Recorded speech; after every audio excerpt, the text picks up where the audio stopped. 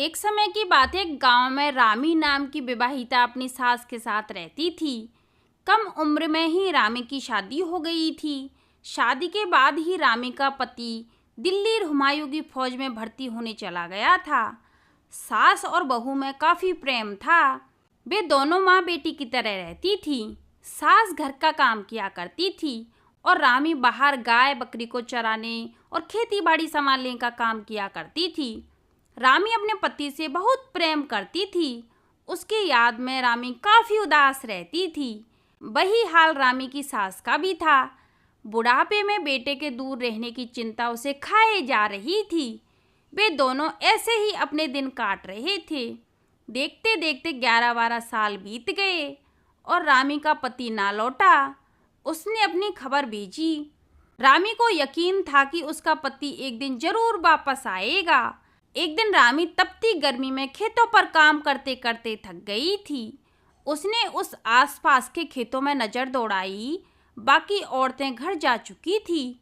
काम में मग्न रामी को खबर ही नहीं लगी कि सब औरतें कब चली गईं। काम और गर्मी से वो काफी थक चुकी थी। प्यास से उसका गला सूखने लगा था। रामी ने सोचा, थोड़ा ही काम बचा है, पूरा करके ही जाती हूँ। वो काम में लगी थी कि पीछे से उसे एक आवाज सुनाई देती है। फिर उसने देखा कि एक साधु अलख निरंजन कहता हुआ उसकी तरफ आ रहा था। साधु रामी को देखकर उसके समीप आ गया। साधु ने रामी से उसका परिचय पूछा। रामी ने कहा, मैं रावतों के खानदान से हूँ और मैं बहुत बड़े सेठ की बेटी हूँ। मैं इस गांव में अपनी सास के साथ रहती हूँ। मेरे ससुर का देहांत हो चुका है। रामी बोली, मेरे पति कई सालों से परदेश गए हुए कमाने के लिए। मैं अपने दोनों की याद में ही काट रही हूँ। साधु बोला, क्यों इस निर्मोही के बारे में सोचकर दुखी हो रही है, जिसने इतने सालों से तेरी खोज खबर नहीं ली? तो और ना उसे अपनी माँ की याद आई। रामी को साधु की बात पसंद नहीं आई। उसने उसे अनसुना किया और अपना काम करने लग गई। साधु ने उसे टोकते हुए कहा, क्यों अपने ये अमूल्य जवानी उस निर्मोही की याद में बर्बाद कर रही हो? चल बैरानी, छांव में बैठकर अपना मन हल्का करते हैं। और रामी को छूने की कोशिश करने लगा। फिर रामी ने दूर हटकर उस साधु से कहा, क्या तुझे मेरे सिर पर ये सिंदूर और नाक की नथली दिखाई नहीं देती? एक औरत से किस तरह की बात कर रहा है? रामी ने फिर उसे धकेलते हुए कहा, तू जोगी है ना या ढोंगी जोगी है? तू जा यहाँ से। आगे से यहाँ दिखाई भी मत देना। अगर दिखाई भी दिया तो देख लेना। फिर साधु मुस्कुराते हुए बोला, अरे तू तो नाराज ही हो गई। बोरानी, क्या गाली देना रावतों को शोभा देता है? तू काम करते करते थक गई होगी। चल छाँव में बैठ के आराम से बातें करते हैं। तुझे आराम भी मिलेगा। मेरे साथ अपना दुख सुख बांट लेगी। रामी का पारा चढ़ गया। वो बोली, निर्लज्ज, शर्म नहीं आती इस तरह की बात करते हुए? दुख बांटने का इतना ही मन है तो जा अपनी माँ बहन के साथ बांट।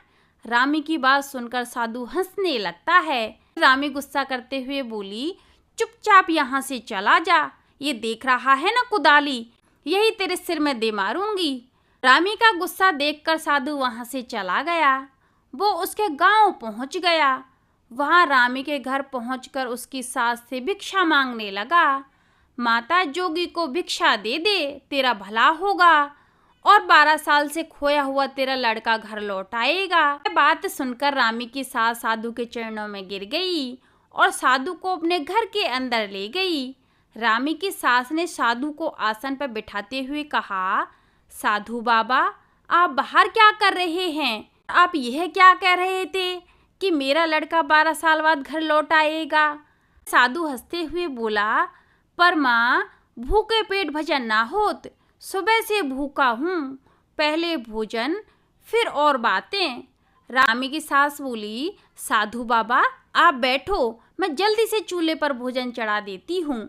इतने में रामी भी खेत का काम करके घर आ गई। अपने आंगन में उसी साधु को बैठा देख रामी को फिर गुस्सा आ गया। उसने साधु से कहा, अरे कपटी, तू मेरे घर तक भी पहुंच गया। बहू की आवाज़ सुनकर सास बाहर आई। उसने पूछा, बहू क्या हुआ बेटा? बहू ने बताया, माँ ये कोई साधु नहीं है, ये बहुत बड़ा कपटी है। सास ने बहू से कहा कि एक साधु के बारे में ऐसे नहीं बोलते बेटा, तू अंदर जा और भोजन परोस, मैं आती हूँ। रामी ने भोजन परोसा, सास को बुलाया। सास भोजन लेकर साधु को देने लगी। साधु ने देखा कि भोजन पत्तों में परोसा है। साधु बोला, ये क्या, अब मैं पत्तों में भोजन करूँगा? मुझे उसी थाली में भोजन दे जिस पर रामी का पति भोजन किया करता था। साधु का इतना कहना ही था कि रामी का पारा अब हद से ज़्यादा चढ़ गया था। वो गुस्से में पूरी लाल हो गई थी। वह बोली, तूने अब अपनी नीचता की हद पार कर दी है। तेरी हिम्मत कैसे हुई यह कहने की? रामी के गुस्से का यह रूप देखकर साधु भौचक्का रह गया। उसने साधु का चोला उतारा और अपनी माँ के पैरों में गिर गया और बोला, माँ पहचानो मुझे, मैं तुम्हारा बेटा हूँ बीरू, और रामी मुझे माफ़ कर दो। मैंने तुम्हारे प्रेम और इंतजार की परीक्षा ली। तुम्हारे पति प्रति प्रेम और निष्ठा को दुनिया हमेशा याद रखेगी। मुझे माफ़ कर दो। फिर रामी अपने पति को देखकर बहुत खुश हो गई। उधर माँ भी बहुत खुश हो गई। वह बीरू, रामी और उसकी माँ एक साथ रहने लगे और हंसी खुशी जीवन यापन करने लगे। तो आज के लिए बस इतना ही। आगे मिलते हैं कोई नई कहानी के साथ।